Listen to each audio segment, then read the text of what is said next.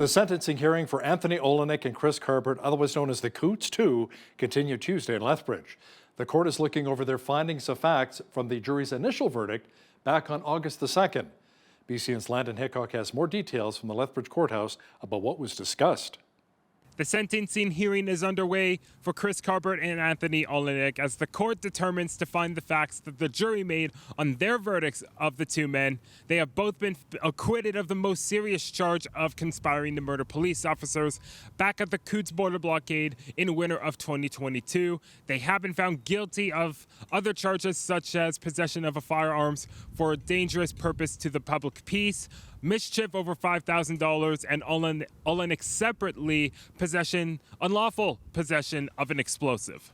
Now on Monday, Justice David Lebrentz drew criticism on one of the defense lawyers, Marilyn Burns, by stating that she was implying that the jury had rushed their decisions on a late Friday night on August the 2nd due to the fact that it was a long weekend coming up. She also drew criticism from the Crown, stating that on the weapons charge there might have been some cultural bias, while not implying what she meant. Crown Prosecutor Stephen Johnston replied that it had to do with an urban bias and that the city folk does not understand how the rural community uses firearms. Justice David Lebrentz also gave his statement of finding the facts on Tuesday.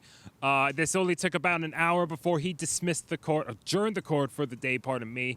In his statement, he made his observations that he believes without a reasonable doubt that Carbert and Olienick were prepared to use a certain amount of force, although not clarifying how much force, due to the amount of firearms and ammunitions that they brought to the Coutts border blockade, and rejected the notion that they were to use it strictly for hunting coyotes and for showing off the friends. He rejected that notion due to the amount of firearms and ammunition, as well as text messages to friends and family, including Chris Carbert's messages to his mother saying that, and I'm paraphrasing here, but the sooner that you wake up to what I'm doing, the sooner you realize what I have to do.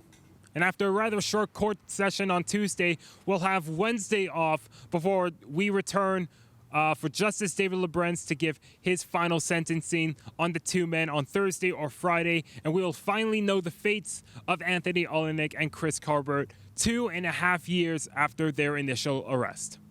For Bridge City News, I'm Landon Hickok.